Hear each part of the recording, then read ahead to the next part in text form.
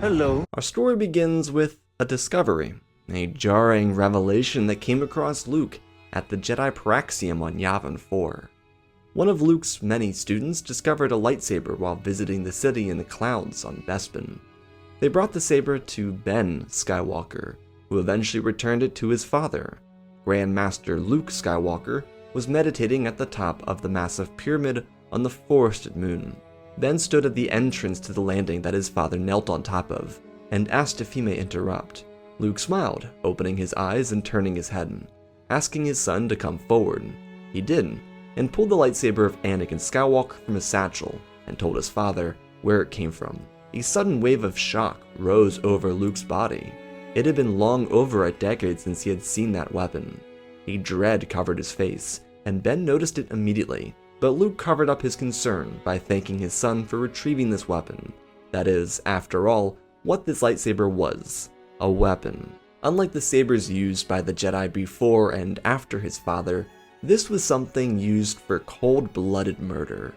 Luke bowed slightly to his son and took the saber, holding it and feeling its weight. When he first obtained the weapon, his senses weren't as attuned as they were now.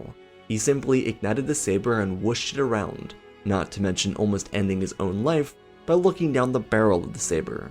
But now, he was Grand Master Luke Skywalker, the most powerful being of this era. He had trained since Endor, watched the Empire try to return and flail into independent coalitions, trying to obtain any sense of control.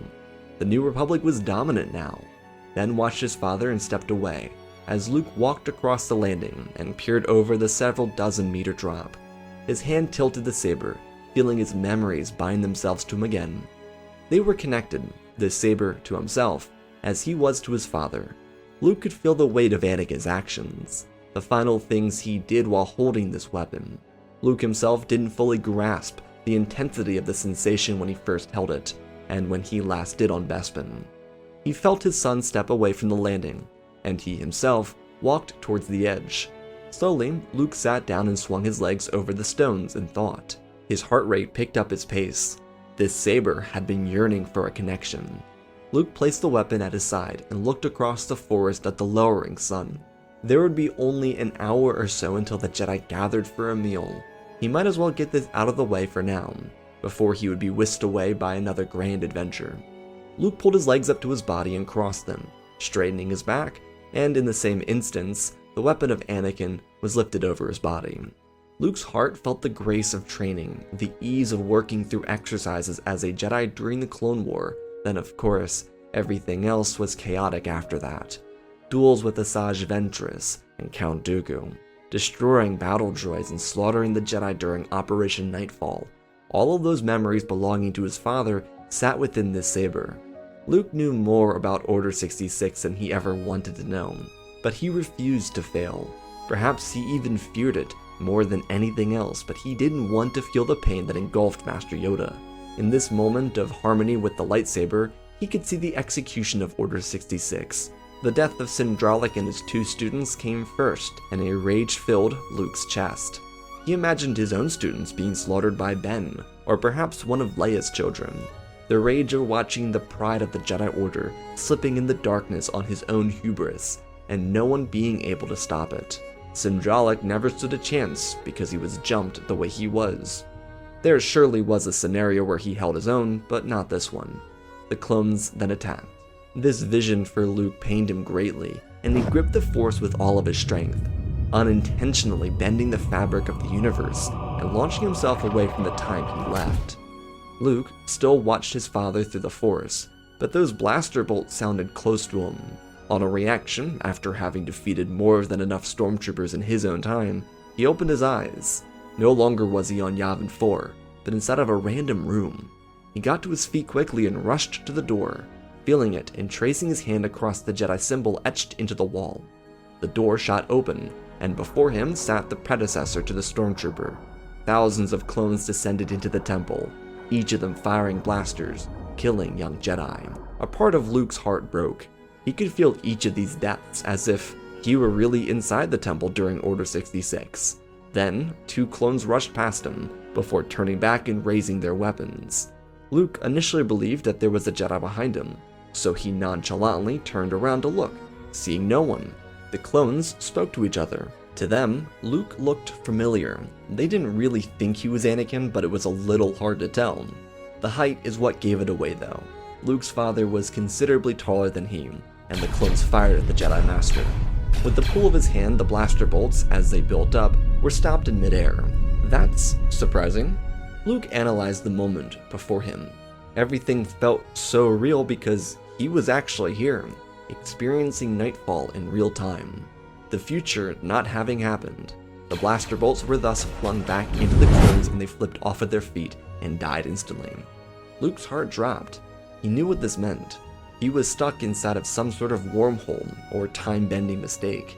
His eyes closed and he rushed through dozens of scenarios, books, holocrons, and anything else he had ever learned about.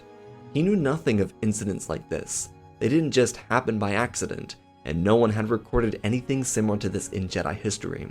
A panic set in, but he tried to focus on himself, on the saber he was holding, before he ended up here. Luke felt for his belt and realized only his saber was with him. He needed to find Anakin's weapon. Before he could try and concentrate on that, he saw a couple of children rush past him. Luke understood that he would change the future by directly involving himself, but these were still children. It was the right thing to do to protect them. His emerald saber shot to life and he swung his weapon around his body, slicing through the clones who chased the children down. The clones fell to the ground and Luke raised his hood, using the Force to launch the remaining few clones into the ceiling, where they would die on impact, due to the intensity of the Force he threw. Skywalker turned to the children and pointed towards the door he emerged from, and shut it behind them as they entered. Luke swiveled around, searching for his father, but only seeing more clone challengers. He proceeded into the temple. Luke knew this formerly called Imperial Palace well. He had visited it after the fall of Coruscant to learn from what information had been collected inside. The layout stuck to his mind and he rushed in. The holograms he watched of Order 66 over the years played out in real time, but now there was someone to save them, a hope for survival. Luke drifted over catwalks and sliced up clones who shot at him or got in his way. Younglings cowered behind Luke as his saber weaved across his body. Blaster bolts were deflected back into clones and others were cut down by his own hands. With a formidable group of Jedi gathering behind Grandmaster Skywalker, he was able to rally knights and surviving temple guards into formation. Just as the 501st filled up the temple, Luke used the Force to launch a group of clones through another wall, and then he stopped. He focused on the Force, on powers he had used against the Remnant and far worse than them. His body, in harmonization with the Force, split. Not literally, but it appeared as such. Separate entities appeared throughout the temple, distractions being Luke himself to get Jedi away from the clones. His apparitions not only distracted his father, but the clones, giving several knights, masters, monks, and students the opportunity to escape into various rooms or sections of the temple, or if they wanted, they could just kill the clones. A defense inside the temple by the Jedi could be started, now that the element of surprise was gone. Luke displayed a mastery of the Force through his apparitions, and the Jedi gathered with him were left in disbelief, but they still had to finish this battle. Luke's parlor trick of apparitions only lasted so long, and with the clones distracted by his Force projections, he gave himself a hallway scene. Skywalker quickly maneuvered through the clones, using the Force to crush them inside their armor, cut them down, or blind them with a flurry of light emanated from his own hands. The Jedi followed closely behind Luke as he gave the survivors a chance to regroup with other squads of victims. The temple was hard to defend because everyone was either sleeping or meditating. There was very little training at this part of the evening anyways. With Luke though, everyone who had survived the initial attack had a chance to gather up. Skywalker had to break off though. He could see clones preparing for a strategic assault. Being that Luke was running through their ranks like a Force god, they were attempting to defeat him with sheer numbers. Then of course, the emerald-wielding demon presented himself. Luke stepped out onto the catwalk, leading towards those men, and they charged him. Any of those traitorous thoughts they may have had about Operation Nightfall disappeared. This evil Jedi needed to die for the damage he brought to their ranks, but Luke was only repaying a favor for what these clones were attempting to do here. Skywalker thrusted his hand forward, launching a shockwave of force through their ranks and raising his saber to cut through each of the survivors respectively. They were no match. They didn't even have a chance to defend themselves, truthfully. As Luke found Commander Oppo, he raised his hand and released a force choke. He continued to deflect bolts back into the clones as he stood across from Oppo, breaking the clone's neck, and just as he was about to finish, a thud landed behind him. Oppo dropped to the ground, not dead, just unconscious, as Luke wanted him. With the pull of his hand, the rest of the still standing clones were lobbed into the air, flying to the top of the Great Hall and falling, mostly all of them to their deaths. Anakin demanded to know who he was, and Luke told General Skywalker to stand down. Luke didn't want to reveal the full truth just yet, or even at all, because this, after all, was Nightfall Anakin, equatable to Darth Vader.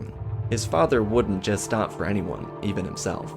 Luke raised his weapon to his chest, and Anakin charged in. Unlike their final duel on the Death Star, this was an Anakin who had spent the last 3 years of the Clone War getting progressively stronger. Someone who actively dueled and used his lightsaber, unlike the Darth Vader from Endor. Luke, though, was still a Grand Master, decades of experience under his belt, and an unwillingness to bend to someone who caused so much agony. Their sabers clashed, a blur of light lit the Great Hall, and Luke steadied himself. His father went for an overpowering attack, due to his son's smaller frame, but Luke's agility assisted him with avoiding the following strikes. He weaved around his father, backhanding his saber across his body and parrying Anakin. Their weapons charged, slipping and colliding. Anakin was furious, trying to grab his son's hand and force him back into the railing, but he couldn't. Luke remained elusive, knowing that he couldn't kill his father. This was never his intent. Luke backed away, jabbing into Anakin's defense, and using the railing to propel himself into the air and down onto his father. Anakin stumbled back but regathered himself by firming his stance and slicing across his body. Luke parried, forcing his saber forward again. Anakin may have been in prime condition, but he still had much to learn. That fury made him strong against weak opponents like low-level knights or Padawans, but not a Grand Master, with nearly 20 full years of experience. Luke used the Force to rupture the ground beneath his father, and Anakin was thrown off of his feet as he tumbled across the catwalk. He got angry, well, angrier.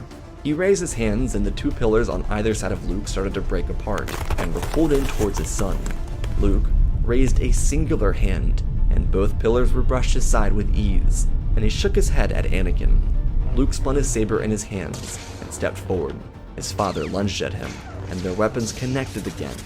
They spun around, trading blows, each strike faster than the last, and the intensity blinding both of them, until Luke spun around his father and Anakin gripped him with his metallic hand.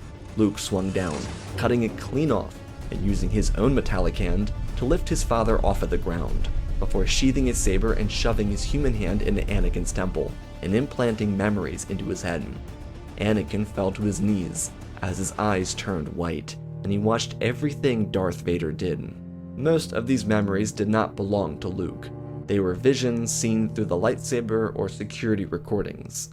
Anakin watched Padme's funeral, his slaughter of innocents, the destruction of Alderaan, the death of people he loved, and his own defeat. Numerous times, actually. Everything, his entire life, played out in front of him in a split second, as Luke used the Force to shove his father backwards. Anakin landed on the ground and rolled, looking over his shoulder and demanding to know what Luke was, and he firmed himself, holding out his metallic hand, the one that mirrored Anakin's missing limb, and told him the truth. He was Anakin's son. He ran through, ever so briefly, why he was here, or how he assumed he got here. None of this was meant to happen, but he, after all, was a product of his father's failure. Luke then, without holding back, explained to Anakin what his actions cost the galaxy and Luke's own future. Though it was too late to remedy this failure, Luke looked at the dead younglings around the temple and remembered his own pain from imagining the deaths of those he loved most. He told his father that his fear had become a burden for the galaxy, one that billions suffered for. Luke looked around the temple as he could hear clones calling for reinforcements, trying to gather themselves. But Luke's attack on Oppo redirected all of their comm signatures back to his helmet, so their calls for backup were only going to an unconscious Oppo. Luke figured it'd be best to have a backup plan in case this went wrong. The blaster fire inside the temple slowly disappeared, and Anakin tried to think of what to say next, and so he asked Luke what they do now. And he didn't know. This was far beyond his own knowledge, but Luke knew one truth, one thing that had become evident to him the moment he killed those first few clones. He turned around and realized that the past had been forever changed. Even if Anakin somehow went to Mustafar and still lost to Obi-Wan, which likely wouldn't happen now, the past had been altered entirely. It means that the Emperor's hand, Mara Jade, may never find herself inside the Empire, or perhaps Padme lives and she raises the twins together. There were simply too many alternative scenarios that had just been created by intervening, and Luke, at this revelation, as the pain of his own reality rushed through his body, came to a conclusion that his father could not. Luke might lose his son, he might lose his wife, and his entire journey of fighting for the light could be completely undone, but he could also save billions at that cost. Luke's Jedi Order may have been everything that Yoda's was not, but there was still one fundamental similarity. The path of the Jedi is hard. One must be willing to make the ultimate sacrifice for the many. That was the reason the code forbade attachments, because most could not, and yet, even with Luke's attachments and the people he loved, and his partner and his son, Luke knew that the right decision was to still save the billions of lives that hadn't been destroyed yet at this moment. Anakin could see his son thinking through this, and even the pain that sat openly on his face. Luke turned back to his father with a broken smile, a forced one at that. He told him that they were going to destroy the Emperor, even if it costed both of their lives. Luke stepped past his father and into the room where the majority of Jedi had gathered up, and he told them that the temple was temporarily protected. He ordered them to find every survivor and evacuate Coruscant. He then informed them of the pyramids in the Yavin system at Yavin 4. They'd be safe there until all of this blows over. There were still well over 1,000 survivors inside the Jedi Temple, and Luke was responsible for all of their lives having been spared. Now it was their turn to save themselves. Luke would then help his father up, and they would utilize the hangar bay to find a vessel and depart from the Jedi Temple towards the executive building. Nothing would really be said. Anakin was both too confused and upset to try and get a response from his son. Part of that was due to the sheer amount of memories put into his mind in that split second. He saw so much, and had to grapple with who he was and what he would become because of this. He killed his wife. Not only did he betray the Jedi and give the Sith a chance to rise, but he was directly responsible for billions of lives being taken as Darth Vader. All of that power and strength fell apart in front of him because of Luke. His son, Grand Master of the Jedi Order, displayed what a Jedi could be, what a Jedi should be, something Anakin refused to be patient enough to see. He felt that here, and while his frustrations and desire to save Padme were still valid, they were not validated by Luke's rejection of darkness, by Luke's rejection of attachment to save billions of lives not dead yet. Even though Luke force-choked a clone trooper, he did not kill him. Oppo was simply a tool to reconfigure the entire communication signal for the 501st, a tool to change this attack into a rout without reinforcements, buying time for all the Jedi to escape. It did make Anakin wonder if Luke had planned this all out or not, and truthfully, not even Luke knew. Perhaps because Luke had visited the temple on Coruscant so many times, he knew the history, and he put himself into that position. If he were Master Yoda during Operation Nightfall, and he happened to be on Coruscant, what would he do? How would he evacuate his own students? It obviously was a fear Luke had, not that he anticipated any one of his students betraying him, that would never happen. But still, it was something he had thought about numerous times. He put himself into the temple and reenacted it over and again, and now he lived it. Doing what he did saved lives, just as he hoped it would for his own temple. But that betrayal never came to fruition in his own timeline yet. When they arrived at the executive building, they got out of the shuttle, and before they started walking, Anakin grabbed his son's wrist. Luke turned back with a confused expression, and his father apologized. He wanted to tell him, at least now, more than ever, that He was sorry for what he had done, or what he did. Luke nodded. He knew all too well. Father and son walked into Palpatine's office, Anakin first as he knelt before his master. Sidious planned on meeting Lord Vader at the temple, so what happened?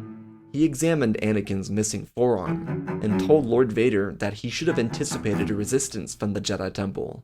Luke then entered the room, and told the Emperor that some forms of resistance are ones you just cannot account for. His emerald saber shone into life, and Sidious looked at the young Jedi, asking if he really thought he could stop him. Luke smiled and pointed his saber forward. This wouldn't really even be the second time he did it. Sidious showed his teeth and readied his own weapon. Palpatine rolled the saber into his hand and Anakin stood up, following in the same steps. Sidious, fresh off of losing to Windu, was ready to prove himself victorious over the Chosen One and this, random Jedi? He did have plans for completely wiping out the temple in the case that Anakin failed, and that would have to come to fruition now. Senator Amidala's child would be his in the new empire. Sidious readied his weapon and spun forward across the chamber, jabbing at Luke. The Grand Master parried instantly, shoving Sidious's masterful strike away from him. He spun his body around and used the Force to lob equipment through the room at the Sith Lord. Their sabers collided, again and again, with Anakin rushing in behind. Without his powerful robotic hand, Skywalker was forced to strike with his human arm. Palpatine slipped the two Jedi, forcing them away from himself and firing electricity at Anakin. It was a huge burst and it knocked him backwards. Luke readily stepped out of the way and parried, spinning around and deflecting a strike. Sidious shoved downwards and missed Luke, who pulled his knee out of the way. With Palpatine aggressively trying to take out the Grand Master, Luke pulled on the Force, harmonizing, shoving the Sith backwards. He combined a Force push with electric judgment in this burst. A yellow light shot from his hands and Palpatine fell backwards, rolling across the floor with electric sparks shooting out of his body. Anakin got to his son's side. As like it was inside the temple, several apparitions of Luke appeared around Palpatine and he swung at them. He got angrier with each strike that followed because he couldn't cut through them, and Luke stepped towards the Emperor. Sidious shoved his saber into the apparitions, until one of them sliced him across the face. Palpatine stumbled, and Luke shoved down, with Anakin overpowering with the following strike. Sidious blocked both, before Anakin kicked his former master off of his feet and into the wall. Sidious realized he needed to run, and just as he made it to the opening in the window, he and Mace cut open, Luke pulled the walls off the exterior of the room, and placed them in front of Palpatine, blocking him in. He turned back and demanded to know what Luke was, and Skywalker told him that he was a very creation of his. All of his evil turned the Jedi into this, and now nothing would protect him. Sidious clenched his saber with his fists, and charged in. Father and son split apart, weaving between each other and trading blows with the Sith Lord, before he finally slipped up. Luke caught Palpatine's back leg, Anakin cut into Sidious's wrist, and a final strike landed by Luke stabbed the Emperor through the chest. Palpatine dropped to the ground, and Luke released his grip on the walls. Father and son stood over Palpatine's dead body, and Anakin asked what happened to him now, and Luke didn't know. No one had ever returned from something like this, though he wasn't even sure if anyone had done something like this to begin with. It seemed like a pretty rare occurrence. Luke, though, told his father that whatever happened to himself did not matter. Anakin now had the chance to make right of his own mistakes. Luke believed in him. He had seen the future. He had seen what the dark side could do to Anakin. It was simply now up to him, again, to decide the fate of the galaxy. And Luke did suggest that he not waste it away for another lie. Luke felt light, almost like air. Killing Palpatine completely changed everything. The beginning of the new timeline had started. Luke would fade away from reality, and so he hugged his father for the last and pretty much the first time in his life. But Luke didn't die or disappear immediately. Instead, he harmonized with the Force to make his last moments count for something more. Luke knew where Grandmaster Yoda was. He had seen it in the Council records on a previous visit to Coruscant. So, on Kashyyyk, as Yoda escaped into the Forest during Order 66, he'd be approached by a figure of an almost translucent Luke Skywalker. The Grand Master of the future knelt before the Grand Master of the present, and similarly to Anakin, imparted all of his memories. everything Luke had experienced in his life became a part of Yoda's memories, and he had more to say. He didn't have much time, so he explained that he was the result of their failure. Luke's own personal mistakes, perhaps gifts, led him back to the past. He then told Yoda that the gift of the Force, the gift of attachment, could be the saving grace for the Jedi Order. He had seen the best of the Jedi through their attachments, through their love. The failure of today was bred through attachment, yes, but an unhealthy one. A love that needed guidance and acceptance, not rejection. That was far from Luke telling Yoda to immediately forgive Anakin. That was Luke telling Yoda to embrace the change, embrace the future that could be brought through attachments, through love. The Force was a love that encompassed the galaxy. If it was a part of everyone, then it should be felt to its fullest capacity by everyone. Of course, this was very jarring for Yoda, but there was something so profound in this for Luke. He still had many lessons that he needed to learn, ones that wouldn't be fulfilled because of his sacrifice. But at the end of his life, he could finally teach Yoda everything he learned in the years since his passing.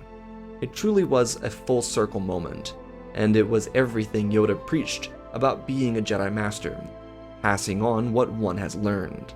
The mastery, the wisdom, and failure were now Yoda's to take with him and the surviving Jedi Order into the future. On Coruscant, in front of Anakin, Luke slowly disappeared into the Force, becoming one with the cosmic realm. The future of the Jedi Order had been decided through Operation Nightfall, with the clones selectively choosing to betray the Jedi Order without their inhibitor chips through Order 66. It would take an executive command from the Senate to reverse said order. Anakin would be punished by the Jedi for his betrayal, but it would not be a lifelong punishment. It would force him and Padme apart for more than a year, and he'd miss out on the birth of his children. Yoda, as Luke had requested, took the memories that now belonged with him and recognized where he had gone wrong. Through Luke Skywalker's memories, Yoda experienced the redemption of both Vader and Mara Jade, the marriage, the feelings of love and adoration for a partner and for a child. These were emotions and sensations Yoda hadn't experienced in his life, and so, in feeling it, he decided to act upon it. The Senate had to go around with the whole Palpatine executive orders thing, but the Jedi were far from Coruscant while all of that transpired. The survivors gathered on Yavin 4, and almost sequentially repeated the steps of Luke's new order. The Jedi were reborn, given a second chance at revitalizing themselves into the future. Luke assisted Yoda, and thus, Yoda helped Padme and Anakin with their family. While things would be far from the same and the twins would grow up as much different people, because of their parents actually being in the picture, it would be Yoda who would eventually pass Luke's memories back into himself. The new Jedi Order was one of attachment. It was allowed, and despite how much the galaxy would be changed through Luke's actions, it would be for the better. Billions wouldn't just live, but soon thrive. Anakin would help rebuild what he had destroyed, and Luke, through a fate of soulmates, would still meet his partner as a Jedi. He and Mara Jade would grow up together as younglings, and they would eventually grow together as partners, in a new era of peace and love created by Grand Master Luke Skywalker. And that, my friends, is our story. Kind of wholesome, kind of actiony. Special thanks to all the patrons for supporting the channel. Smash that like button. Let's talk about the story. This one is certainly different. I used the Legends Luke Skywalker timeline. Doing this actually kind of made me see how, just ironically similar he and canon Luke are. They are kind of similar, except Legends Luke is kind of like a god on the Force. He's just insanely powerful, literal god levels, and I kind of wanted to show that off here. I think Grandmaster Luke would have no problem beating his father. I think he'd be able to beat Sidious.